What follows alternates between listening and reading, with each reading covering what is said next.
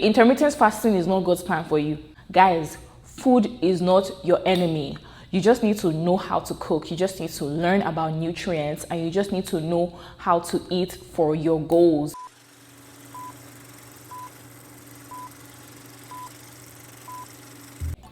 Hi guys, welcome back to my channel. In today's video, I want to debunk some fitness myths again. And I say again because I've made a video like this. I think I made it at the beginning of this year. So I want to do a round two because that video actually did pretty good. I think it did okay.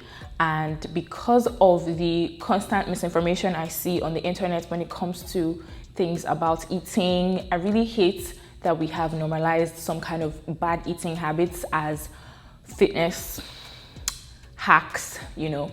So I want to talk about all of them in this video. Before we get into it, please give this video a thumbs up. Please also subscribe and turn on the notification bell so you'll be notified every time I post a new video.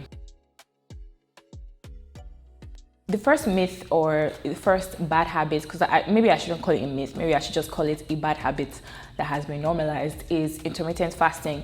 And I cannot stress enough why this is so bad for you and this is so unhealthy, because in as much as there might be some quote-unquote benefits, the cons outweigh the pros. And I want to go over some of those cons here. Okay, the first thing is dehydration. And I know that some people, when they do intermittent fasting, they still drink water or they still drink some kind of liquid, right? A liquid that helps them to avoid dehydration. So okay, yeah, that's out of the way, but we can say dehydration is one of the downsides of it. Another thing is disordered eating. I don't think people understand that intermittent fasting really causes EDs. I don't want to say the word because YouTube is very, very sensitive about these things.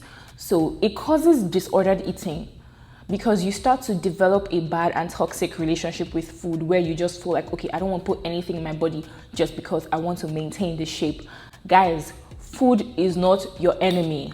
You just need to know how to cook. You just need to learn about nutrients, and you just need to know how to eat for your goals. So please, I'm begging you, stop pushing yourselves to the point where you become a whole new person in a bad way just because you're trying to lose weight. Okay, it's not worth it.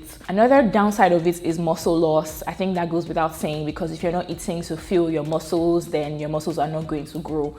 And then there's also tiredness and weakness and dizziness. I don't know if people understand what it means to not eat for prolonged periods of time, right? Your body legit starts to feel very weak. You start to feel like you're going to faint, like you start to feel light in the head. That's not God's plan for you. Okay, intermittent fasting is not God's plan for you. This is separate from when people fast for religious purposes. That's up to them. I can't tell them what to do or what to not do when it comes to religion. We're not talking about that. We're talking about intermittent fasting for the specific goal of weight loss. So there's so many things to consider when doing these trends or these hacks, because they seem good on the surface because it promises you weight loss and quick weight loss. Of course it's quick because you're not eating, but think about it.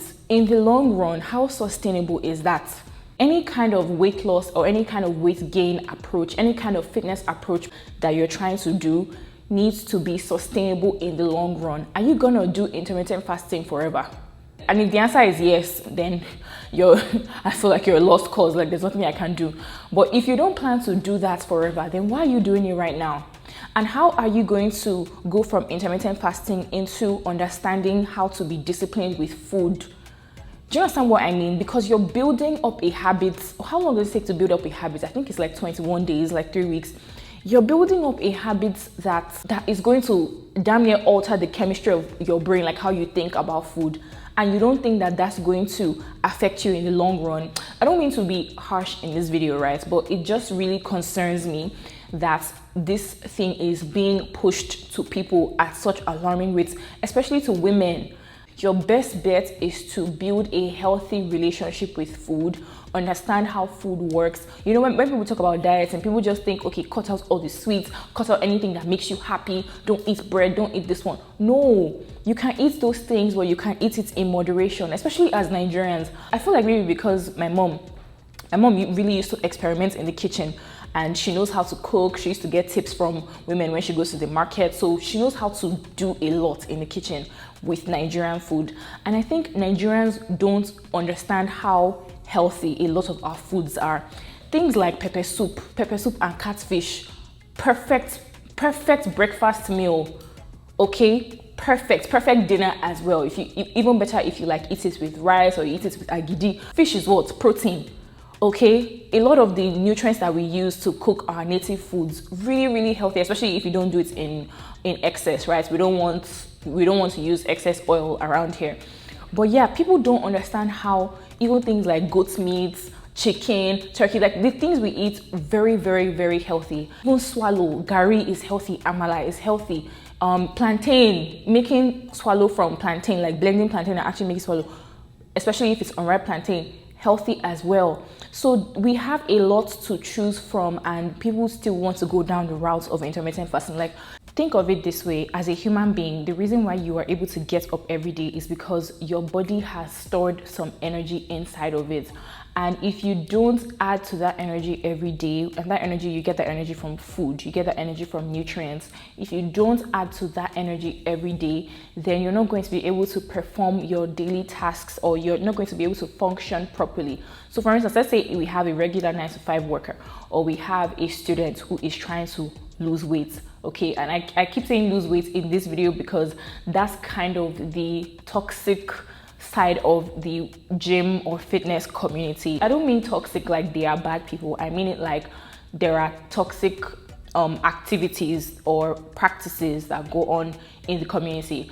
We have two people in those groups, a student and a 9-to-5 worker, or even a business owner who is trying to lose weight.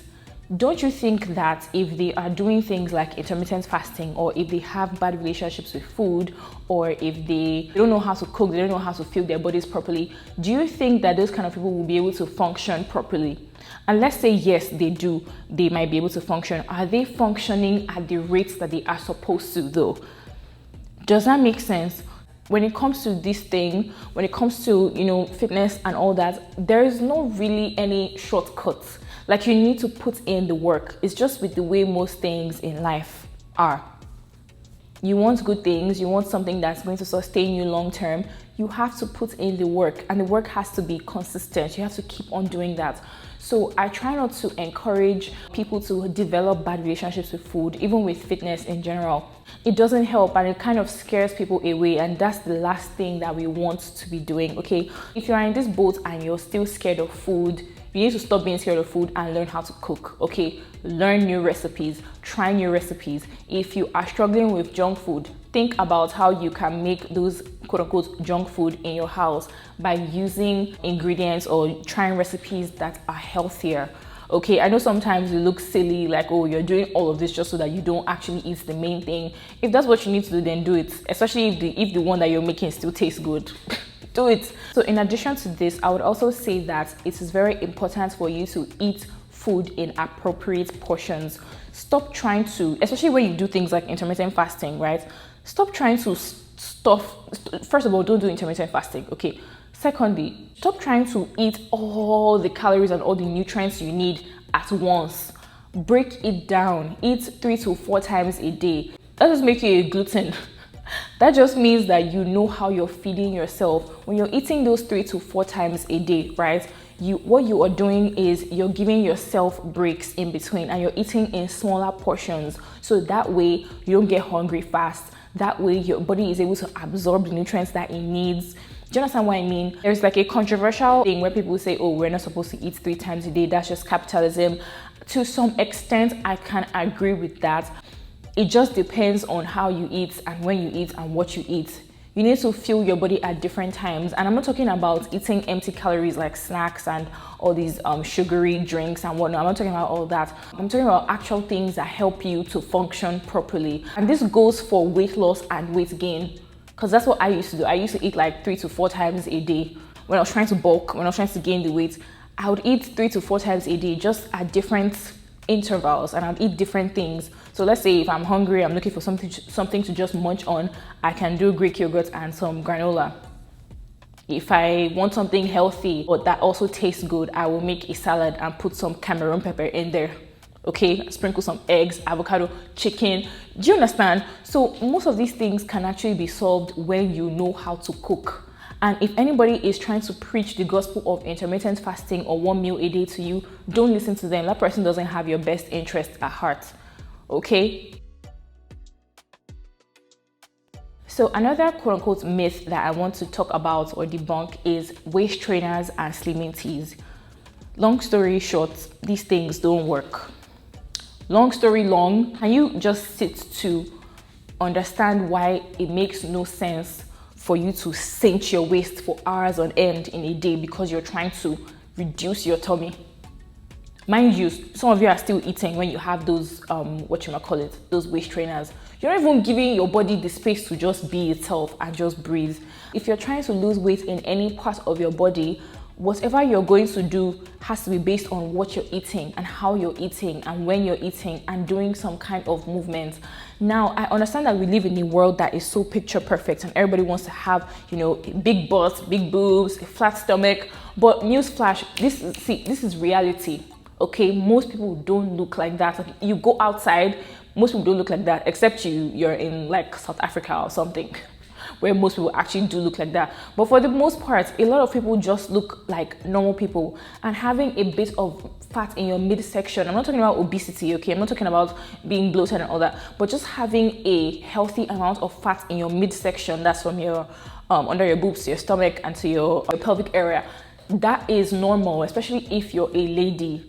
Okay, we're women, we have more estrogen. Estrogen fat also helps to fuel the estrogen that our body produces. Just like if you're trying to lose maybe arm fat and they tell you to tie a band on your arm, just tie it for like hours on end and then the fat is going to disappear. That's not true. The thing about weight loss and weight gain is that if you gain weight, you're going to gain it everywhere. If you lose weight, you're also going to lose it everywhere. People need to come to terms with that fact. If you're in a situation where maybe you want to lose the tummy fat but you also want to keep your bum, then you get into the technical aspects of body recomposition and all that stuff. I'm not going to get into that today. But those waist trainers, those slimming teas, especially the ones in Nigeria, you don't even know what they put in that thing.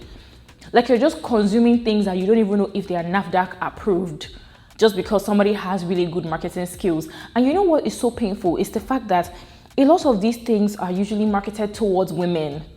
Like, they prey on the insecurities of women to make their bank. So it's time for people to actually open up their eyes.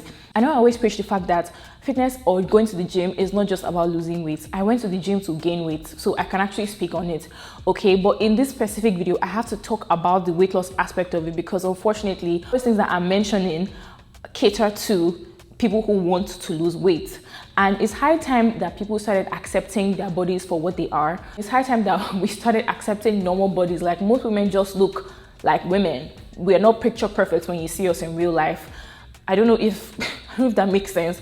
So yeah, the waist trainers, and I think I made a video about that. I'm going to link that video up here. But those things, those waist trainers and all those things, they don't work. Okay, so just ditch them and do things the right way. And the right way is that you need to be patient, you need to fix your eating habits, and you need to move more.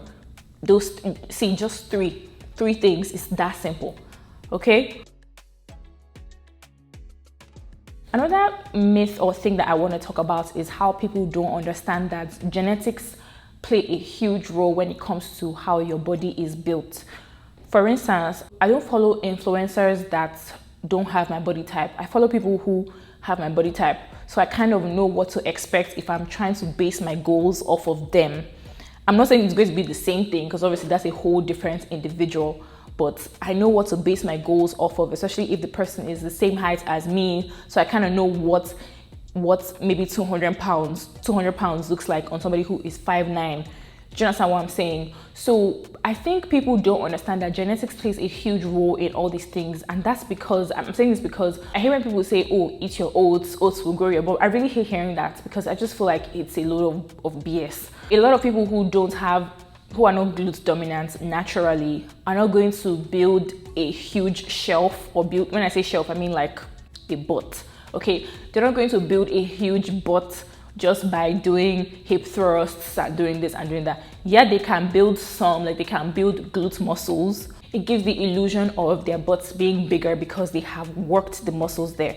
It's just like if you work the muscles in your back becomes more muscular. If you work the muscles in your arms become more muscular. So it's the same thing that applies to your glutes. Your glutes muscles are in your buttocks, okay? In addition to that, a lot of you are not even eating enough to get the glutes that you want. And I know that people are scared of eating enough because they don't want to, gain some fat in the midsection. But that's where you have to now incorporate the right foods, eating at the right time. I'm not going to get into most of those things. Maybe I can do that in another video if you guys are interested. But any kind of body goals that you are going after, you have to remember that your genetics also plays a huge role in it. Now, I understand that there are people who have drastic and unbelievable transformations, right? It's possible. I'm not saying it's impossible. It's possible. But by and large, like for the most part, if you, for instance, now I naturally don't have quads, okay? I had to really work my quad muscles for them to show. And it's only even recently that they started, really popping out. So I'm not really the quads girly that I would like to be. So I have to work extra hard. And even though I work extra hard to build my quad muscles, sometimes they still don't show.